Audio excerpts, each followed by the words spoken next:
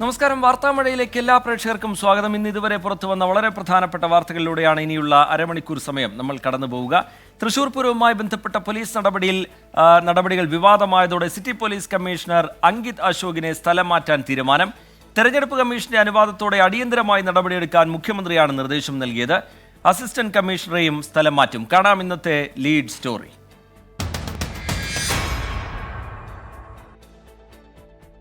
തൃശൂർ പൂരത്തിന്റെ വെടിക്കെട്ട് വൈകിയതിന് പിന്നിൽ പോലീസ് എന്ന ആരോപണം ശക്തമാകുന്നതിനിടെ ആനകൾക്ക് പട്ട കൊണ്ടുവരുന്നവരെയും കുടമാറ്റത്തിന് കുട കൊണ്ടുവരുന്നവരെയും പോലീസ് തടയുന്ന ദൃശ്യങ്ങൾ പുറത്തു വന്നിരുന്നു.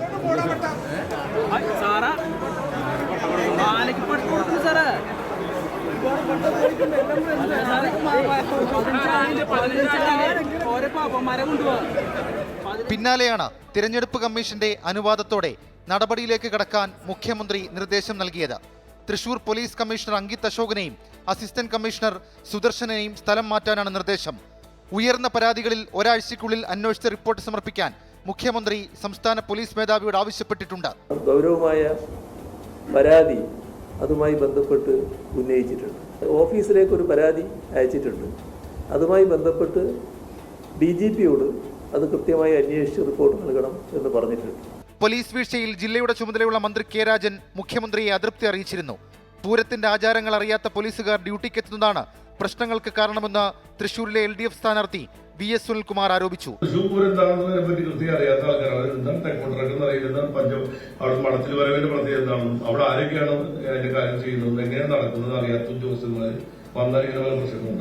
തൃശൂർ പൂരവുമായി ബന്ധപ്പെട്ട വിവാദങ്ങൾ മനഃപൂർവ്വം ഉണ്ടാക്കുന്നതെന്നായിരുന്നു പ്രതിപക്ഷ നേതാവ് VD സതീശന്റെ ആരോപണം. മനഃപൂർവ്വം ഇപ്പൊ കമ്മീഷണർ മാത്രമായി കുറ്റക്കാരൻ, സർക്കാരാണ് കമ്മീഷണർ എന്ന് പറഞ്ഞു കഴിഞ്ഞാൽ. പിണറായി സർക്കാർ 2 മന്ത്രിമാർ ആ സ്പോട്ടിലുണ്ട് അവിടെ. എന്നിട്ടും ഈ കമ്മീഷണറാണോ ഈ 2 മന്ത്രിമാർക്കും മീതെയുള്ള ആളുകൾ? സിറ്റി പോലീസ് കമ്മീഷണർ പൂരം അലങ്കോലമാക്കാൻ ശ്രമിച്ചത് മുഖ്യമന്ത്രിയുടെ അറിവോടെയാണെന്നായിരുന്നു BJPയുടെ വിമർശനം. വിവിധ ബ്യൂറോകൾക്കൊപ്പം 24 തിരുവനന്തപുരം. സംസ്ഥാനത്ത് തെരഞ്ഞെടുപ്പ് പ്രചാരണം അവസാന ലാപ്പിൽ. നേർക്കുനേർ നേതാക്കൾ. ICL FinCorp 24 ഇലക്ഷൻ സമർപ്പിക്കുന്നത് ICL FinCorp, the intelligent choice. Powered by Asset, responsibly yours. Plaza Premium Gold, the universe's finest ice cream. in association with Durashine Roof and Wall Sheets. ഒരു ടാറ്റ ബ്ലൂ സ്കോപ്പ് സ്റ്റീൽ ഉൽപ്പന്നം. ACCA CMA CA പഠിച്ച് ജയിക്കാനുള്ള ശരിയായ മാർഗം. എലാൻസ് 0% പണിക്കൂലി, 100% സന്തോഷം. Al Muqtadir jewellery group India UAE. MGM group of institutions.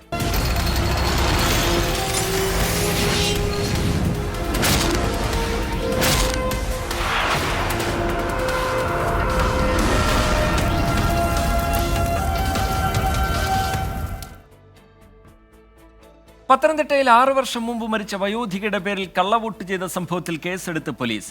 Booth level ഓഫീസർക്കും Congress ward മെമ്പർക്കുമെതിരെയാണ് കേസ്. സംഭവത്തിൽ പോളിംഗ് ഓഫീസർ അടക്കം 3 പേരെ തെരഞ്ഞെടുപ്പ് കമ്മീഷൻ സസ്പെൻഡ് ചെയ്തിരുന്നു. 24 വാർത്തയ്ക്ക് പിന്നാലെയാണ് നടപടി.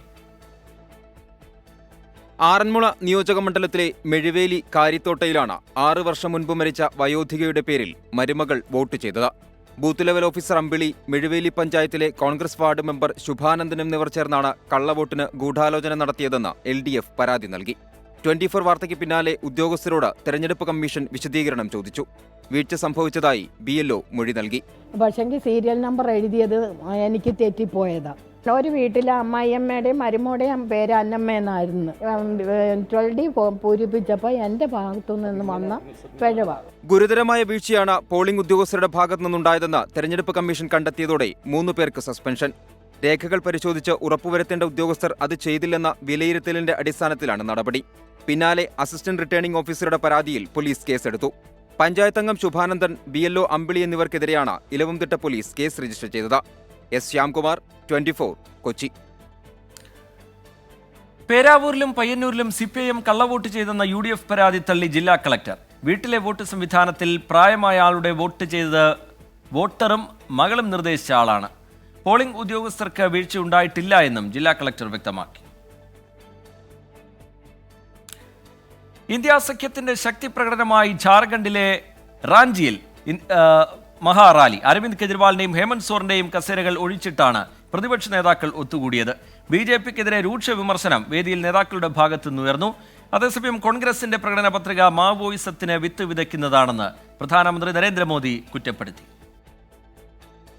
കേന്ദ്ര അന്വേഷണ ഏജൻസികളെ ദുരുപയോഗം ചെയ്യുന്നുവെന്ന ആരോപണം ഉയർത്തിയാണ് ഇന്ത്യ മുന്നണി റാഞ്ചിയിൽ റാലി സംഘടിപ്പിച്ചത്. ED അറസ്റ്റ് ചെയ്ത ഡൽഹി മുഖ്യമന്ത്രി അരവിന്ദ് കെജ്രിവാളിനും ജാർഖണ്ഡ് മുൻ മുഖ്യമന്ത്രി ഹേമന്ത് സോറനും വേണ്ടി വേദിയിൽ കസേരകൾ ഒഴിച്ചിട്ടു. ഇരുവരുടെയും ഭാര്യമാരുടെ സാന്നിധ്യം ശ്രദ്ധേയമായി. മണിപ്പൂർ വിഷയം ഉൾപ്പെടെ ഉന്നയിച്ച് ഹേമന്ത് സോറൻ ജയിലിൽ നിന്ന് അയച്ച സന്ദേശം ഭാര്യ കൽപ്പന സോറൻ വായിച്ചു. खैर कोई बात नहीं, मुझे आज जेल में रहते हुए भी खुशी हो रही है कि जिस लोकतंत्र की रक्षा और हक अधिकार की लड़ाई को हम लड़ रहे हैं. ജയിലിൽ കെജ്രിവാളിനെ കൊലപ്പെടുത്താൻ ഗൂഢാലോചന നടക്കുന്നുവെന്ന് സുനിത കെജ്രിവാൾ ആരോപിച്ചു. ആദ്യഘട്ട വോട്ടെടുപ്പ് നടന്ന 102 മണ്ഡലങ്ങളിൽ 80-ലധികം സീറ്റുകളിൽ ഇന്ത്യ മുന്നണി ജയിക്കുമെന്ന് പഞ്ചാബ് മുഖ്യമന്ത്രി ഭഗവന്ത് മാൻ ആത്മവിശ്വാസം പ്രകടിപ്പിച്ചു. മോദി സർക്കാരിനെ സന്തോഷത്തോടെ മടക്കി അയക്കാൻ തയ്യാറെടുക്കൂ എന്ന് സമാജ്വാദി പാർട്ടി നേതാവ് അഖിലേഷ് യാദവ് ആഹ്വാനം ചെയ്തു. AICC അധ്യക്ഷൻ മല്ലികാർജ്ജുൻ ഖർഗെ റാലിയിൽ പങ്കെടുത്തു. രാഹുൽ ഗാന്ധി എത്തിയില്ല. കേരളത്തിലായതിനാൽ റാലിയിൽ പങ്കെടുക്കാനാകില്ലെന്നറിയിച്ച CPIM general secretary Sitaram Yechury Kalpana സോറിന് കത്തയച്ചിരുന്നു. ജാർഖണ്ഡിലെ ഒരു സീറ്റിൽ CPIM സഖ്യമില്ലാതെയാണ് മത്സരിക്കുന്നത്. രാജസ്ഥാനിലെ പ്രചാരണ റാലികളിൽ നരേന്ദ്രമോദി കോൺഗ്രസിനെയും രാഹുലിനെയും കടന്നാക്രമിച്ചു. आज वो 300 सीट पे चुनाव नहीं लड़ पा रहे हैं. आज कांग्रेस की हालत ये है को उम्मीदवार नहीं मिल रहे हैं. इन्होंने अवसरवादी इंडी अलायंस बना लिया है. उसकी पतंग उड़ने से पहले ही कट गई है. പണ്ട് 400-ലേറെ സീറ്റ് നേടിയ കോൺഗ്രസിന് ഇന്ന് 300 സീറ്റിൽ മത്സരിക്കാൻ പോലും ആകുന്നില്ല എന്നാണ് നരേന്ദ്രമോദിയുടെ പരിഹാസം. 24 ഡൽഹി. പ്രധാനമന്ത്രി നരേന്ദ്രമോദിക്കും രാഹുൽ ഗാന്ധിക്കുമെതിരെ ആഞ്ഞടിച്ച് മുഖ്യമന്ത്രി പിണറായി വിജയൻ. കേരളത്തിനെതിരെ സംസാരിക്കുമ്പോൾ നരേന്ദ്രമോദിക്കും രാഹുൽ ഗാന്ധിക്കും ഒരേ സ്വരം എന്നാണ് വിമർശനം. ഇടതുപക്ഷത്തെ വിമർശിക്കുന്ന പ്രിയങ്ക ഗാന്ധി റോബർട്ട് വദ്രയെ അറസ്റ്റ് ചെയ്യാത്തതിന് നരേന്ദ്രമോദിയോട് നന്ദി പറയണമെന്നും മുഖ്യമന്ത്രി പരിഹസിച്ചു. പൊതുതെരഞ്ഞെടുപ്പ് പ്രചാരണത്തിനിടെ പ്രധാനമന്ത്രി നരേന്ദ്രമോദിയെയും രാഹുൽ ഗാന്ധിയെയും രൂക്ഷമായി വിമർശിക്കുകയാണ് മുഖ്യമന്ത്രി പിണറായി വിജയൻ.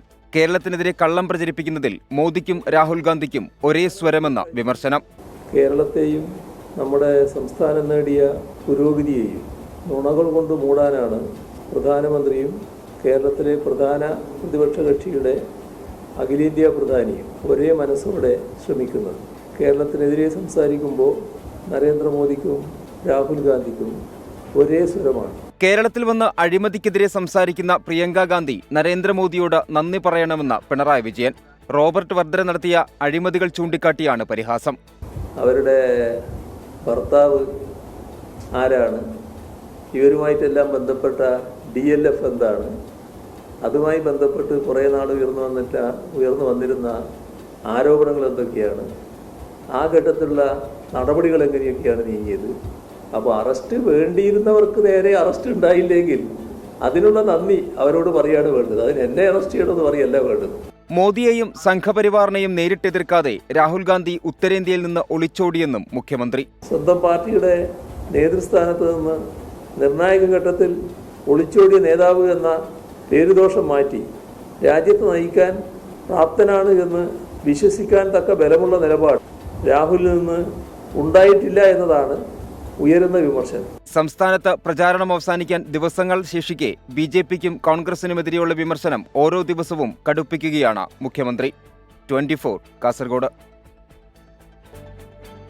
വാർത്താമഴയിലേക്ക് വീണ്ടും LDF പരസ്യം പ്രസിദ്ധീകരിച്ചതിന് സുപ്രഭാതം പത്രം കത്തിച്ച വിവാദത്തിന് പിന്നാലെ മുസ്ലിം ലീഗിനെ വെട്ടിലാക്കി സമസ്ത.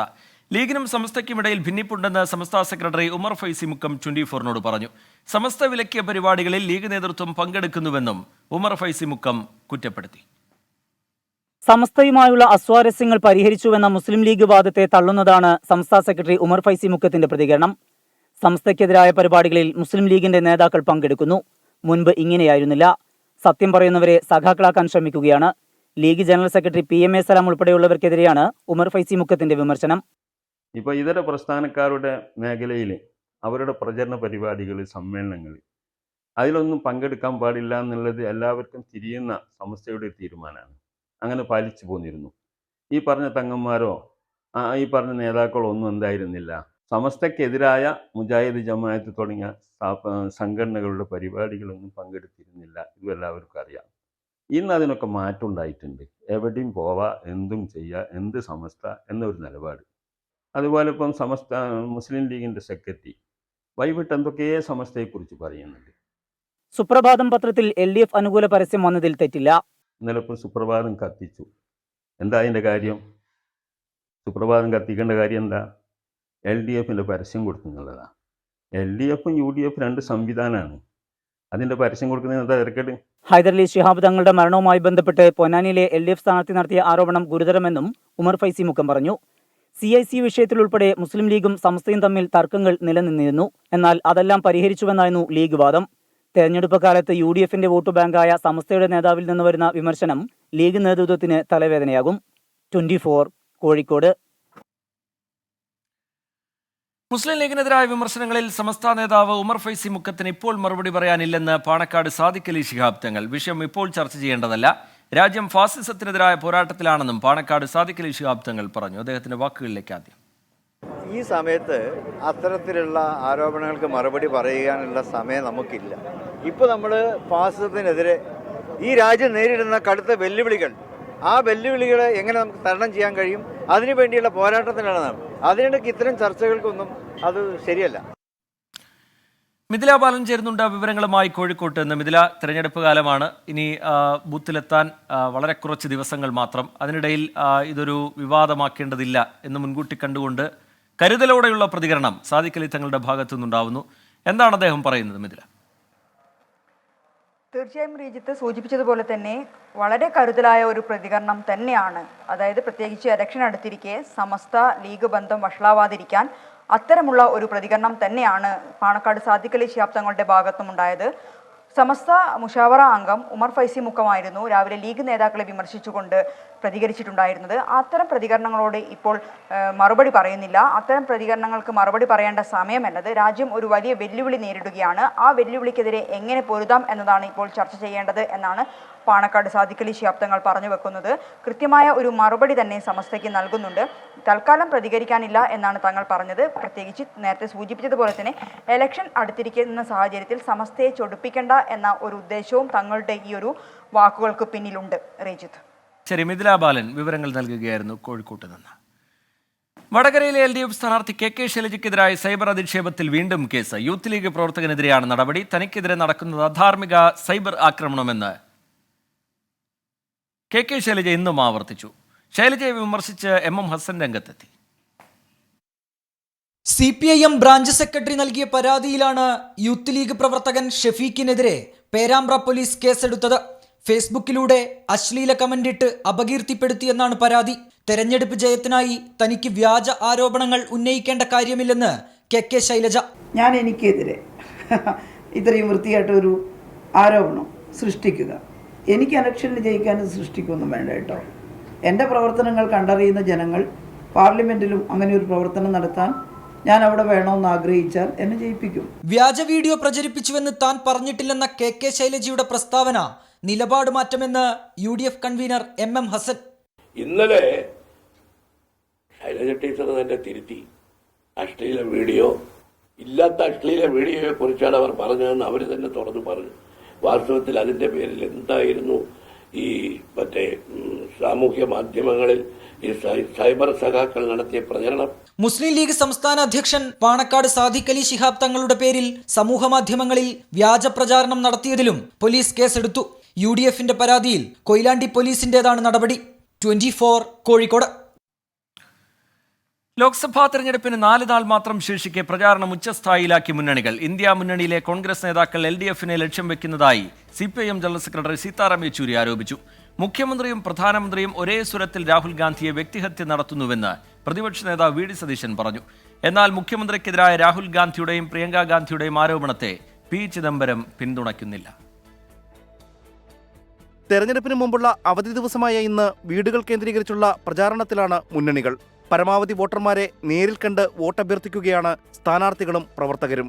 ഇതോടൊപ്പം പ്രചാരണ യോഗങ്ങളും റോഡ് ഷോയും സംഘടിപ്പിച്ചിട്ടുണ്ട്. മുഖ്യമന്ത്രി പിണറായി വിജയനെ അറസ്റ്റ് ചെയ്യുന്നതാണോ നരേന്ദ്രമോദിയെ താഴെ ഇറക്കുന്നതാണോ കോൺഗ്രസിന്റെ പ്രഥമ ലക്ഷ്യമെന്ന് CPIM general secretary Sitaram Yechury.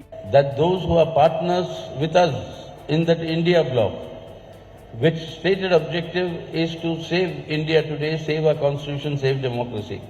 That UDF parties, when they come to Kerala, the principal target is the LDF and the Chief Minister and the CPIM and not the BJP. മുഖ്യമന്ത്രിയും പ്രധാനമന്ത്രിയും ഒരേ സ്വരത്തിലാണ് സംസാരിക്കുന്നതെന്ന് പ്രതിപക്ഷ നേതാവ് വി.ഡി. സതീശൻ 2014 മുതൽ രാഹുൽ ഗാന്ധിയെ വ്യക്തിഹത്യ ചെയ്യുകയാണ്.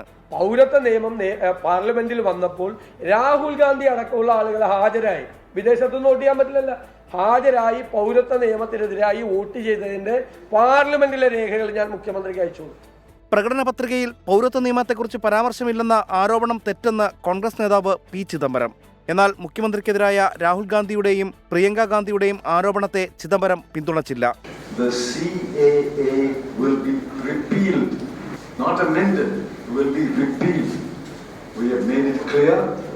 NDA സ്ഥാനാർത്ഥി ജി കൃഷ്ണകുമാറിന്റെ പ്രചരണത്തിന്റെ ഭാഗമായി BJP തമിഴ്നാട് സംസ്ഥാന അധ്യക്ഷൻ അണ്ണാമലൈ കൊല്ലത്തെത്തി.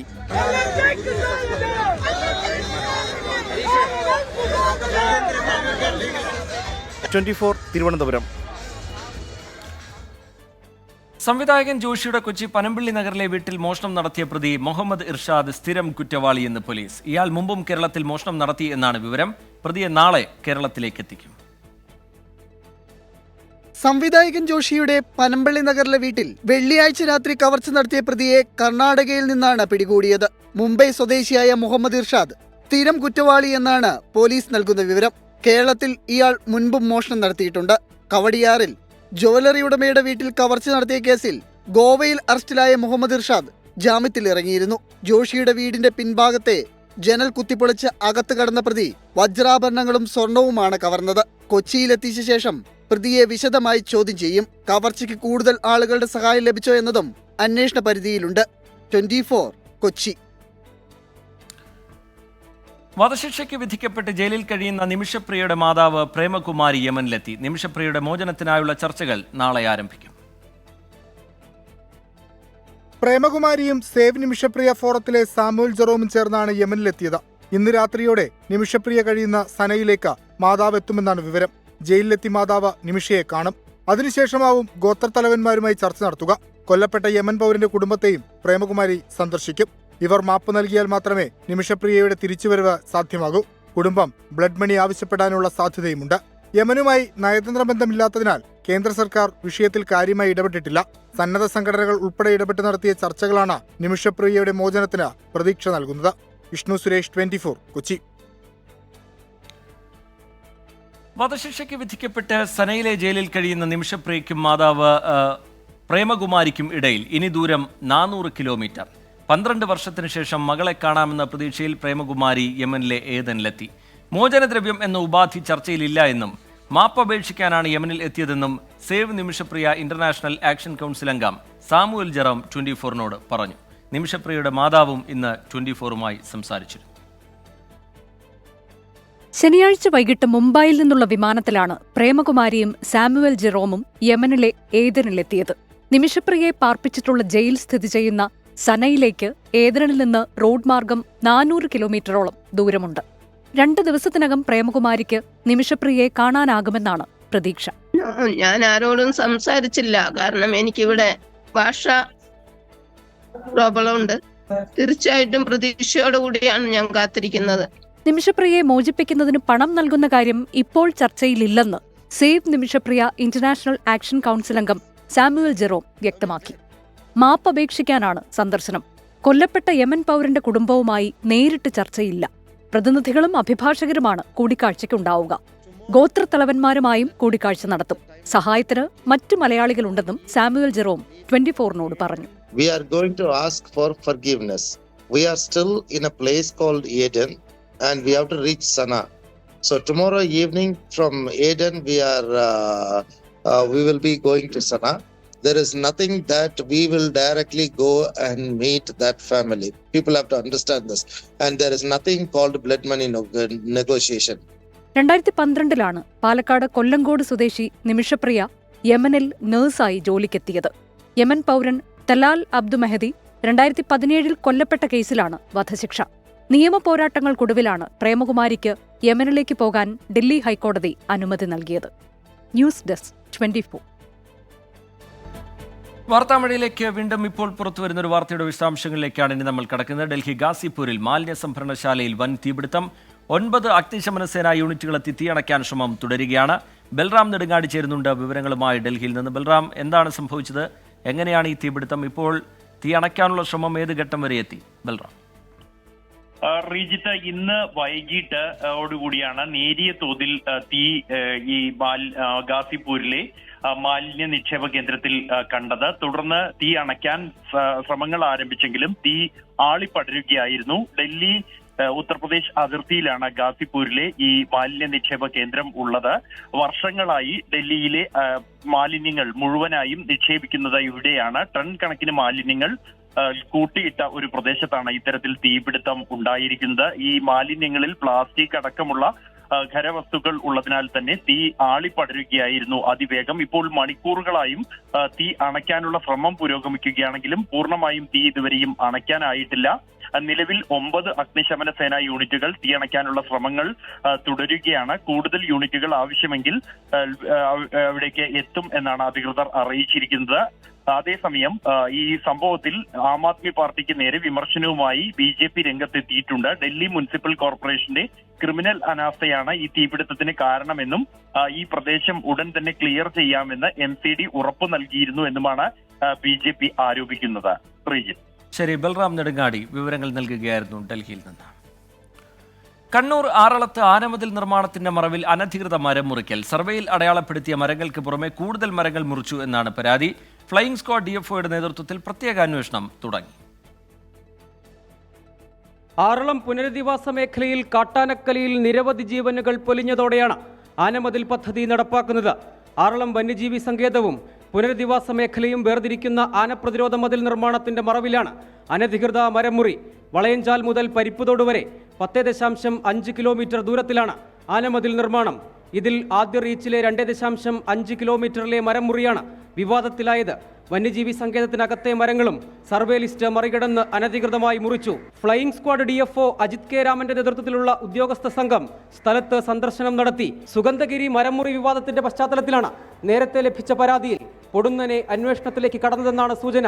മുറിച്ച മരങ്ങളുടെ കണക്കെടുപ്പ് തുടങ്ങിയത് സമീപ ദിവസങ്ങളിൽ. സംഭവത്തിൽ നരിക്കടവ് ഫോറസ്റ്റ് സ്റ്റേഷനിൽ കേസ് രജിസ്റ്റർ ചെയ്തിട്ടുണ്ട്. അന്വേഷണത്തിന്റെ ഭാഗമായി ആനമതിൽ നിർമ്മിക്കുന്ന ഭാഗത്തെ അതിർത്തി നിർണയിച്ച് റിപ്പോർട്ട് സമർപ്പിക്കാൻ DFO കോഴിക്കോട് മിനി സർവേ വിഭാഗത്തിന്റെ സഹായം തേടിയിട്ടുണ്ട്. 24 കണ്ണൂർ. പൊന്മുടി മരമുറിക്കലിൽ കൃത്യമായ കണക്കില്ലാതെ വനംവകുപ്പ്. വനത്തിനുള്ളിൽ നിന്ന് കൂടുതൽ മരങ്ങൾ മുറിച്ചുമാറ്റിയത് പോലും അധികൃതരുടെ ശ്രദ്ധയിൽപ്പെട്ടിട്ടില്ല. വനംവകുപ്പിന്റെ മൂക്കിന്റെ കീഴിൽ നടന്ന നിയമലംഘനത്തിൽ ഉദ്യോഗസ്ഥർക്കിടയിൽ തന്നെ സംശയങ്ങൾ നിരവധിയാണ്. 24 എക്സ്ക്ലൂസീവ്.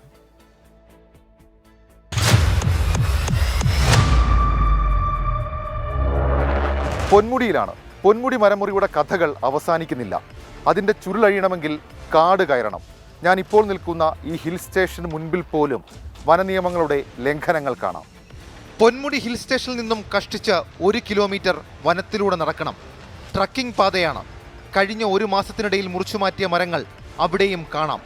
രാത്രി 7 മണി മുതൽ രാവിലെ 8 മണി വരെ പൊന്മുടി ഹിൽ സ്റ്റേഷനിലേക്ക് പുറത്തു നിന്നുള്ളവർക്ക് പ്രവേശനമില്ല. ഇതുൾപ്പെടെയുള്ള സാധ്യതകൾ മുന്നിൽ കണ്ടായിരുന്നു മരം മുറിച്ചത്. ഇതാണ് അശോക മരം കേട്ടോ.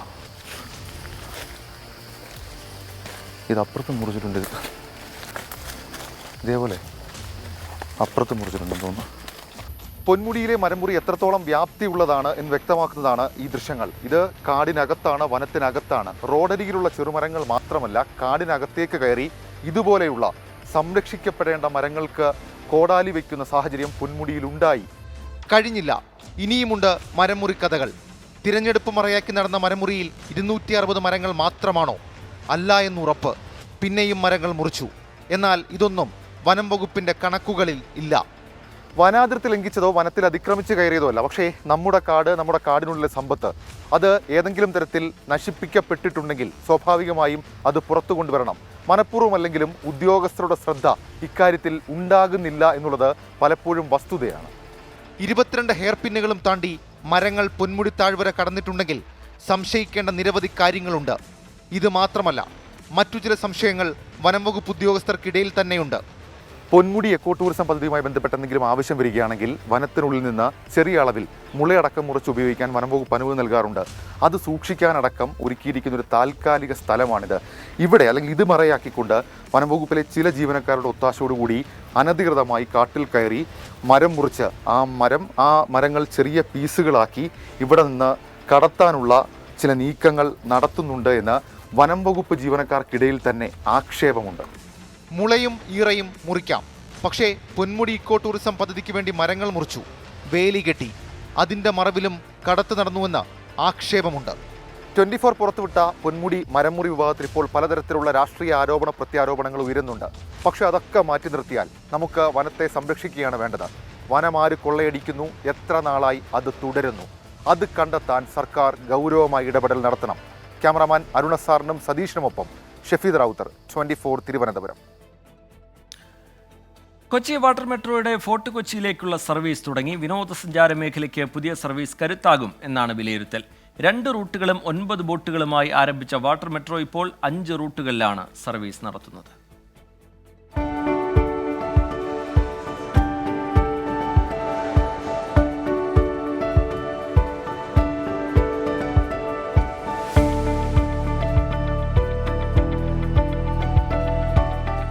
കൊച്ചി വാട്ടർ മെട്രോയുടെ 10ാമത് ടെർമിനലാണ് ഫോർട്ട് കൊച്ചിയിൽ തുറന്നത്. ഹൈക്കോടതി ടെർമിനലിൽ നിന്ന് രാവിലെ 10 മണിക്ക് സർവീസ് ആരംഭിച്ചു. ഫോർട്ട് കൊച്ചിയിലേക്കുള്ള ആദ്യ സർവീസിൽ സന്തോഷ് ജോർജ് കുളങ്ങരയും ഭാഗമായി. ഫോർട്ട് കൊച്ചിയിലേക്കുള്ള സർവീസ് വിനോദസഞ്ചാര മേഖലയ്ക്ക് കരുത്താകുമെന്ന് സന്തോഷ് ജോർജ് കുളങ്ങര. നമുക്കറിയാം, മറൈൻ ഡ്രൈവ് കാണാൻ വരുന്ന ധാരാളം സ്വദേശികളുണ്ട്, പിന്നെ വിദേശികളുണ്ട്. ഇവർക്കൊക്കെ കായലിലൂടെ സ്വച്ഛമായ വേൾഡ് ക്ലാസ് ഫെസിലിറ്റി ഉള്ള ഒരു ബോട്ടിൽ, അതും ഇലക്ട്രിക് ബോട്ടാണ്, വേറെ ശബ്ദങ്ങളില്ല, ബഹളങ്ങളില്ല, പൊല്യൂഷൻ ഇല്ല, അങ്ങനെ കൊച്ചിയുടെ ഹൃദയത്തിലൂടെ, കായൽ ഹൃദയത്തിലൂടെ യാത്ര ചെയ്ത് ഫോർട്ട് കൊച്ചി എന്ന് പറയുന്ന നമ്മുടെ ചരിത്രത്തിന്റെ ഹബിലേക്ക് എത്തുക, അതൊരു വലിയ നേട്ടമല്ലേ? ചീനവലകളും കൊച്ചിയുടെ കായൽ സൗന്ദര്യവും ആസ്വദിച്ച് വാട്ടർ മെട്രോയിലൂടെ യാത്ര ചെയ്യാൻ 40 രൂപയാണ് നിരക്ക്. അരമണിക്കൂർ ഇടവിട്ട് സർവീസ് ഉണ്ടാകും. 2 റൂട്ടുകളും 9 ബോട്ടുകളുമായി ആരംഭിച്ച വാട്ടർ മെട്രോ ഇപ്പോൾ 5 റൂട്ടുകളിൽ സർവീസ് നടത്തുന്നുണ്ട്. 14 ബോട്ടുകളും സ്വന്തമായുണ്ട്. ഇന്ത്യൻ ഗതാഗത സംസ്കാരത്തിന് കൊച്ചിയുടെ സംഭാവന, അതാണ് കൊച്ചി വാട്ടർ മെട്രോ. ചരിത്രത്തിലേക്കുള്ള കാൽവെപ്പ് കൂടിയാണ് ഫോർട്ട് കൊച്ചിയിലേക്കുള്ള ഈ സർവീസ്. റിജോയ്ക്കൊപ്പം വിഷ്ണു സുരേഷ്, 24. വാർത്താമഴയിലേക്ക് വീണ്ടും. പക്ഷിപ്പനി സ്ഥിരീകരിച്ച ആലപ്പുഴയിൽ കൂടുതൽ പഞ്ചായത്തുകൾ ഭീതിയിൽ. മുട്ടാർ, അമ്പലപ്പുഴ, വടക്ക് പഞ്ചായത്തുകളിൽ താറാവുകളെ ചത്ത നിലയിൽ കണ്ടെത്തിയതോടെ സാമ്പിൾ ശേഖരിച്ച് ഭോപ്പാലിലെ ലാബിലേക്ക് അയച്ചു. പക്ഷിപ്പനിയെ തുടർന്ന് കേരള അതിർത്തിയിൽ തമിഴ്നാട് പരിശോധന ശക്തമാക്കി. ആലപ്പുഴ ജില്ലയിൽ എടത്വ, ചെറുതന പഞ്ചായത്തുകളിലാണ് നേരത്തെ രോഗം സ്ഥിരീകരിച്ചത്. ഇവിടങ്ങളിലായി 17,480 താറാവുകളെ കൊന്നു മറവ് ചെയ്തു. മുട്ടാറും അമ്പലപ്പുഴ വടക്ക് പഞ്ചായത്തിലും താറാവുകൾ ചത്തതിനെ തുടർന്ന് ഭോപ്പാലിലെ അതിസുരക്ഷാ പക്ഷി രോഗനിർണയ ലാബിലേക്ക് സാമ്പിൾ അയച്ചിട്ടുണ്ട്. 3 ദിവസത്തിനുള്ളിൽ പരിശോധനാ ഫലം ലഭിച്ചേക്കും. പക്ഷിപ്പനി റിപ്പോർട്ട് ചെയ്ത പ്രദേശത്തിന്റെ 3 കിലോമീറ്റർ ചുറ്റളവിൽ പനി സർവേ നടത്തുകയും പനിയുള്ളവരിലെ തൊണ്ടയിലെ സ്രവം പരിശോധിച്ച് പക്ഷിപ്പനി അല്ലെന്ന് ഉറപ്പുവരുത്തുകയും ചെയ്യും. കേരളത്തിൽ നിന്നുള്ള കോഴി, കോഴിവളം, കോഴിമുട്ട, കോഴിക്കുഞ്ഞുങ്ങൾ, താറാവ് മുട്ട, താറാവ് എന്നിവ വരുന്ന വാഹനങ്ങൾ തമിഴ്നാട് തിരിച്ചയക്കും. വാളയാർ ഉൾപ്പെടെ 12 ചെക്ക് പോസ്റ്റുകളിൽ മൃഗസംരക്ഷണ വകുപ്പിന്റെ സംഘത്തെയും നിയോഗിച്ചു. 24 ആലപ്പുഴ. ഇപ്പോൾ ലഭിക്കുന്നൊരു വാർത്തയിലേക്കാണ്. വയനാട് മീനങ്ങാടിയിൽ ശക്തമായ കാറ്റിലും മഴയിലും വീടിന്റെ മേൽക്കൂര തകർന്നു എന്നുള്ള വിവരം അല്പസമയം മുമ്പാണ് പുറത്തു വന്നത്. മൈലമ്പാട് സ്വദേശി ഹനീഫയുടെ വീടാണ് തകർന്നത്. വൈകിട്ട് 6 മണിയോടുകൂടിയാണ് സംഭവം ഉണ്ടാകുന്നത്. വീട് മേഞ്ഞിരുന്ന ഷീറ്റ് 200 മീറ്ററോളം പറന്നുപോയി. ഈ സമയം വീട്ടിൽ ആളുണ്ടായിരുന്നെങ്കിലും ആർക്കും പരിക്കില്ല. വയനാട് കൽപ്പറ്റയിൽ വീട്ടിലേക്ക് കാട്ടുപന്നി ഓടിക്കയറി. തോട്ടം മേഖലയായ പെരുന്തട്ടയിലാണ് സംഭവം. പരിക്കോട്ടിൽ മുഹമ്മദിന്റെ വീട്ടിലേക്കാണ് പന്നി കയറിയത്. വീട്ടിലുണ്ടായിരുന്നവരും അയൽക്കാരും ഒച്ച വെച്ചതോടെ പന്നി ഓടിമറഞ്ഞു. മുഹമ്മദിനും ഭാര്യ സൂറയ്ക്കും ഇവരുടെ വീട്ടിലുണ്ടായിരുന്ന അനസ് എന്ന കുട്ടിക്കും നിസ്സാരമായി പരിക്കേറ്റു. മൂവരും കൽപ്പറ്റ ജനറൽ ആശുപത്രിയിൽ ചികിത്സ തേടി. തെരഞ്ഞെടുപ്പ് പ്രചാരണത്തിനിടെ കണ്ണിന് പരിക്കേറ്റതിന് പിന്നിൽ ബോധപൂർവമായ ആക്രമണമെന്ന് കൊല്ലത്തെ NDA സ്ഥാനാർത്ഥി G. കൃഷ്ണകുമാർ. ആക്രമിക്കാൻ മനഃപൂർവ്വം തിക്കും തിരക്കും ഉണ്ടാക്കിയെന്നാണ് ആരോപണം. ഇന്നലെ നടന്ന സ്വീകരണ പരിപാടിക്കിടെയാണ് കൃഷ്ണകുമാറിന്റെ കണ്ണിന് പരിക്കേറ്റത്. കൊല്ലം മുളവനച്ചന്തയിലെ തെരഞ്ഞെടുപ്പ് പ്രചരണത്തിനിടയിലാണ് NDA സ്ഥാനാർത്ഥി കൃഷ്ണകുമാറിന് പരിക്കേറ്റത്. തിക്കിലും തിരക്കിനുമിടയിൽ കണ്ണിന് പരിക്കേൽക്കുകയായിരുന്നു. പ്രവർത്തകന്റെ കൈ കൊണ്ടതാണെന്നാണ് ആദ്യം കരുതിയതെങ്കിലും മൂർച്ചയുള്ള വസ്തു കണ്ണിൽ കൊണ്ടുവന്നാണ് ഡോക്ടർമാരുടെ നിഗമനം. ബോധപൂർവമായ അക്രമമാണ് തനിക്കെതിരെ നടന്നതെന്ന് കൃഷ്ണകുമാർ G 24 പറഞ്ഞു. കുണ്ടറയിലൊരു മാർക്കറ്റ് ഏരിയ, എന്തൊരു ചന്ത എന്നാ പേര്. അപ്പോൾ അവിടെ വെച്ച് സംസാരിച്ചുകൊണ്ടിരിക്കുമ്പോൾ വേദിയിൽ ഞാൻ ഈ തൃശ്ശൂർ പൂരവുമായി ബന്ധപ്പെട്ട വിഷയവും അവിടെ ഈ ഹിന്ദു വിശ്വാസികളെ വേദനിപ്പിക്കുന്ന പല സംഭവങ്ങളും അവിടെ നടന്നു.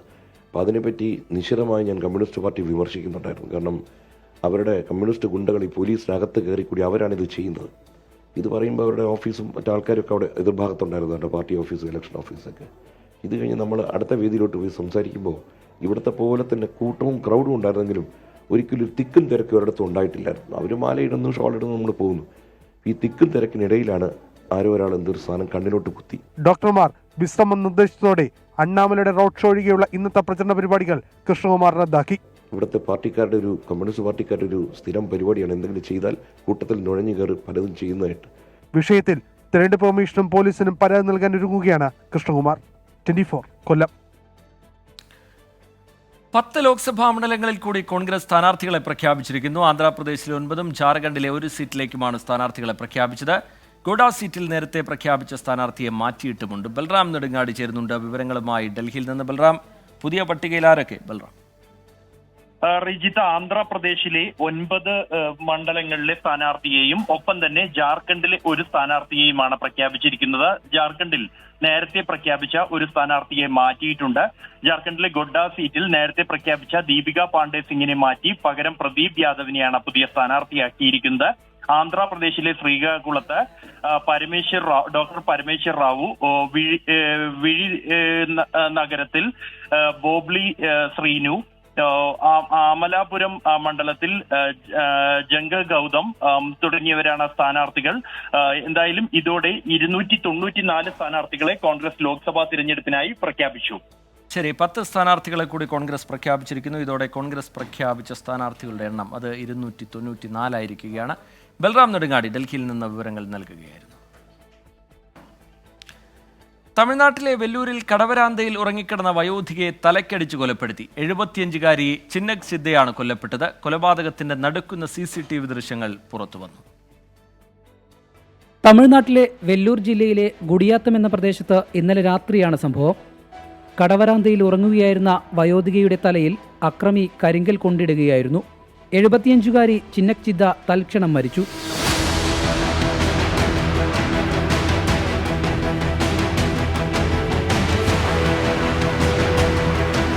ശബ്ദം കേട്ട് സമീപത്തുള്ളവർ എഴുന്നേറ്റപ്പോഴാണ് കൊലപാതകം തിരിച്ചറിയുന്നത്. പിന്നാലെ അക്രമിയെ പിടികൂടാൻ ശ്രമിച്ചെങ്കിലും പ്രതി കടന്നുകളഞ്ഞു. സമീപത്ത് അലഞ്ഞു തിരിഞ്ഞു നടക്കുന്ന മാനസിക രോഗിയായ ആളാണ് കൊലപാതകത്തിന് പിന്നിലെന്നാണ് പ്രാഥമിക നിഗമനം. CCTV ദൃശ്യങ്ങൾ കേന്ദ്രീകരിച്ച് പോലീസ് അന്വേഷണം പുരോഗമിക്കുകയാണ്. കൊല്ലപ്പെട്ട വയോധികയുടെ മൃതദേഹം പോസ്റ്റ്മോർട്ടത്തിനായി ഗുഡിയാത്തം ഗവൺമെന്റ് ആശുപത്രിയിലേക്ക് മാറ്റി. 24 ചെന്നൈ. ഈ റിപ്പോർട്ടോടെ വാർത്താമഴയുടെ സമയം പൂർത്തിയാവുകയാണ്. ഇനി പോലീസ് ഡയറിയാണ്. പോലീസ് ഡയറിയുമായി പ്രേക്ഷകർക്കൊപ്പം സുഹൈൽ മുഹമ്മദ് എത്തും. നമസ്കാരം.